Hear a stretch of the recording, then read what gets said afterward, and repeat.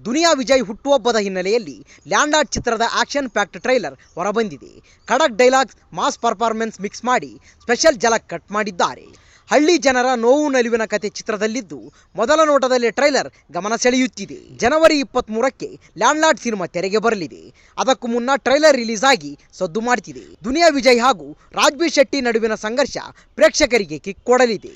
ಕಾಟೇರ ರೀತಿ ಮತ್ತೊಂದು ಹಳ್ಳಿ ಜನರ ಬಂಡಾಯದ ಕಥೆಯನ್ನ ಜಡೇಶ್ ಕಟ್ಟಿಕೊಟ್ಟಿದ್ದಾರೆ.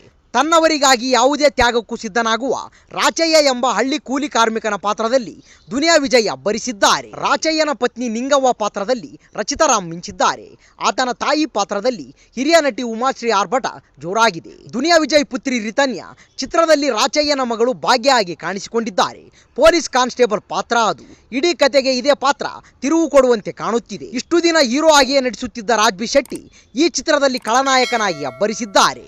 ಕೂಲಿಯವರು ಅಲ್ವಾ, ಆ ದ್ಯಾವ್ರು ಬರ್ದಿಕ್ಕೋದು, ಆ ಬೆವರಲ್ಲಿ ಅಳಿಸೋಗದೆ ಎನ್ನುವ ವಿಜಯ್ ಡೈಲಾಗ್ ಮನಮುಟ್ಟುವಂತಿದೆ. 20 ವರ್ಷಗಳ ಬೆಂಕಿ ಆರಬೇಕು ಅಂದ್ರೆ ರಕ್ತದ ಕೋಡಿ ಹರಿಯಲೇಬೇಕು ಎಂದು ಉಮಾಶ್ರೀ ಖಡಕ್ ಡೈಲಾಗ್ ಗಮನ ಸೆಳೆಯುತ್ತಿದೆ. ವಿಜಯ್ ಮಾತ್ರವಲ್ಲ, ಉಮಾಶ್ರೀ, ರಚಿತಾ ರಾಮ್, ರಿತನ್ಯಾ ಹೀಗೆ ಎಲ್ಲರ ಪಾತ್ರಗಳು ಬಹಳ ಪವರ್ಫುಲ್ ಆಗಿದೆ. ವಿಜಯ್ ಆಕ್ಷನ್ ಮಾಸ್ ಪ್ರಿಯರಿಗೆ ಹಬ್ಬವೇ ಸರಿ. ಕ್ರೂರ ಜಮೀನ್ದಾರನಾಗಿ ರಾಜ್ಬೀರ್ ಶೆಟ್ಟಿ ವಿಲಕ್ಷಣ ನಟನೆ ಬಿಗ್ ಸರ್ಪ್ರೈಸ್ ಆಗಿದೆ.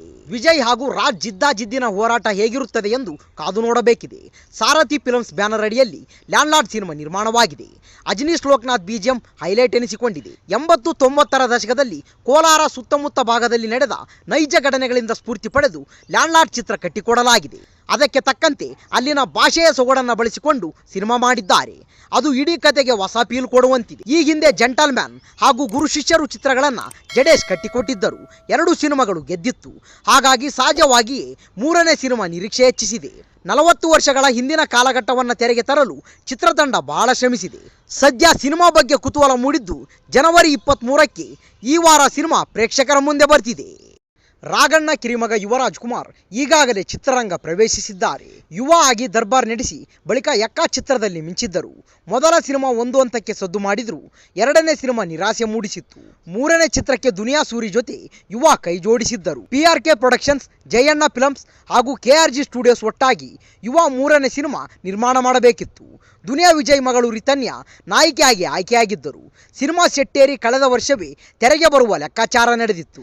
ಆದರೆ ಬಳಿಕ ಆ ಬಗ್ಗೆ ಸುದ್ದಿನೇ ಇಲ್ಲ. ಸೂರ್ಯ ಹಾಗೂ ಯುವ ಕಾಂಬಿನೇಷನ್ ಸಿನಿಮಾ ನಿಂತೇ ಹೋಯಿತು ಎನ್ನುವ ಚರ್ಚೆ ಜೋರಾಗಿದೆ. ಧ್ರುವ ಸರ್ಜಾ ಜೊತೆ ಸಿನಿಮಾ ಮಾಡಲು ಸೂರಿ ಮನಸ್ಸು ಮಾಡಿದ್ದಾರೆ. ಅದಕ್ಕಾಗಿ ಚಿತ್ರಕಥೆ ಸಿದ್ಧಪಡಿಸುತ್ತಿದ್ದಾರೆ ಎಂದು ಸುದ್ದಿ ಶುರುವಾಗಿದೆ. ಇತ್ತ ಸೂರಿ ಸಿನಿಮಾ ಮರೆತು ತರುಣ್ ಸುಧೀರ್ ನಿರ್ದೇಶನದಲ್ಲಿ ನಟಿಸುವ ಬಗ್ಗೆ ಯುವರಾಜ್ ಕುಮಾರ್ ಉತ್ಸುಕರಾಗಿದ್ದಾರೆ ಎನ್ನುವ ಮಾತುಗಳು ಕೇಳಿ ಬರ್ತಿದೆ.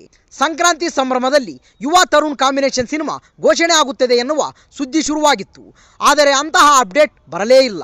ಕಾಟೇರ ಬಳಿಕ ತರುಣ್ ಸುಧೀರ್ ನಿರ್ದೇಶನದ ಯಾವುದೇ ಸಿನಿಮಾ ಶುರುವಾಗಲಿಲ್ಲ. ದರ್ಶನ್ ಹೀರೋ ಆಗಿ ಸಿಂಧೂರ ಲಕ್ಷ್ಮಣ ಬಯೋಪಿಕ್ ಸಿನಿಮಾ ಘೋಷಣೆ ಆಗಿದೆ.